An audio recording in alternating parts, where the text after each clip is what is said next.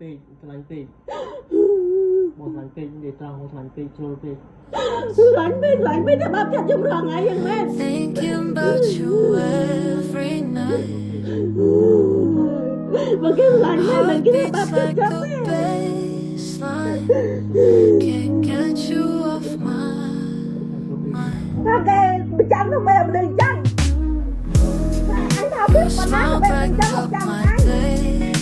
anh tự làm anh Every mày nói word là you say, like a melody I play. không nghe anh làm ăn cái thể tay bên thân á Running in my anh cứ không có thể mind nói always. Think about you all the anh cứ time. nằm mơ nói cái to anh sao chơi mẹ nhá rồi á Rhythms in my head align. sao cái thời gian này cái ai là cái con quay hay nằm tí đấy Every moment feels so right.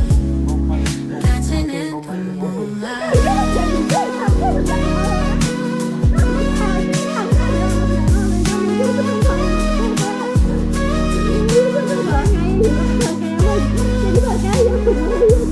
Every step I take so smooth. Thinking about you in the groove. Your love's my favorite tune. Shining bright just like the moon. Can't escape your heartbeat reminds me of you. Through the ups and downs before. It's only you I pursue.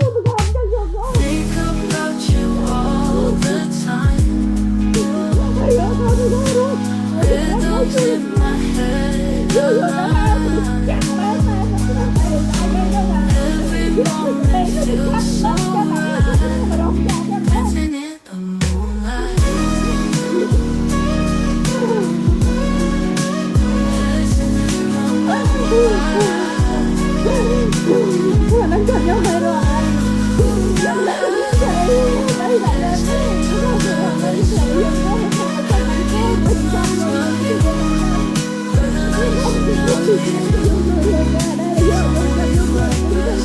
moonlight.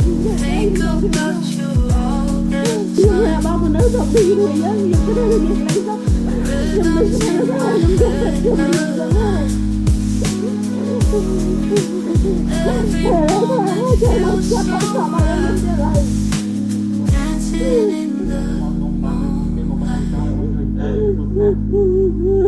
បងយកជួយមុខថ្នាក់បងបីបងមិនខឹងបងយកមុខបងទៅជួយថ្នាក់ ra đây mà chăm ốc dâm dâm mà chăm ốc chăm ấy dâm dâm mà cứ bấm lại chưa biết là tầm người ta lo đi ở đây là